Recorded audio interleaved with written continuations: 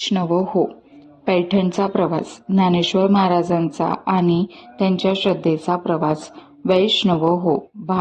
भक्तीच्या मार्गावर चालताना प्रत्येक पाऊल आपल्याला परमेश्वराच्या अधिक जवळ घेऊन जातो. नमस्कार मित्रांनो, मी आहे डॉक्टर ऐश्वर्या आणि आपण आज पाहणार आहोत संत ज्ञानेश्वर महाराजांच्या जीवनातील एक अत्यंत महत्त्वाचा आणि प्रेरणादायी प्रवास, पैठणचा प्रवास. म्हणजे समाजाला अपमान, नाकारलेपणा आणि अनेक संकटानंतरही ज्ञानेश्वर महाराजां आणि त्यांच्या भावंडांनी कधीही सत्य आणि धर्माचा मार्ग सोडला नाही. आपल्या श्रद्धेचा आणि आध्यात्मिकतेचा स्वीकार व्हावा म्हणून त्यांनी पैठणकडे प्रवास करण्याचा निर्णय घेतला. त्या काळात पैठण हे विद्वानांचे आणि धार्मिक केंद्र होते. अनेक मोठे पंडित, वेद आणि शास्त्रज्ञ तेथे होते. ज्ञानेश्वर महाराजांनी त्यांच्या भावंडांना वाटलं होतं की तेथे जाऊन आपल्याला ज्ञानाची आणि शुद्धतेची परीक्षा दिली तर समाज त्यांना मान्यता देईल. हा प्रवास सोपा नव्हता. रस्त्यात अनेक अडचणी,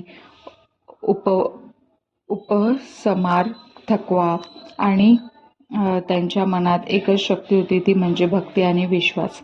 पैठणमध्ये पोचल्यावर त्यांनी विद्वानांसमोर आपली बाजू मांडली.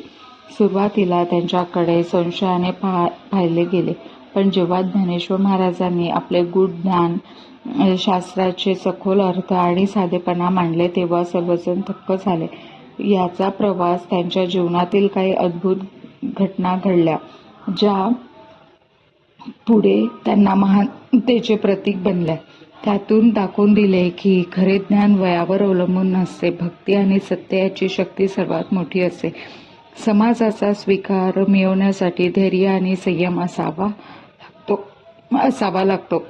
पैठणचा प्रवास हा केवळ एका ठिकाणचा प्रवास नव्हता, तर तो होता स्वतःला सिद्ध करण्याचा, श्रद्धेला बळ देण्याचा आणि समाजाला सत्य दाखवण्याचा प्रवास. या भागातून आपण शिकलो की अडचणी कितीही मोठ्या असल्या तरी जर आपल्या मनात श्रद्धा आणि ध्येय स्पष्ट असेल तर यश नक्की मिळतं.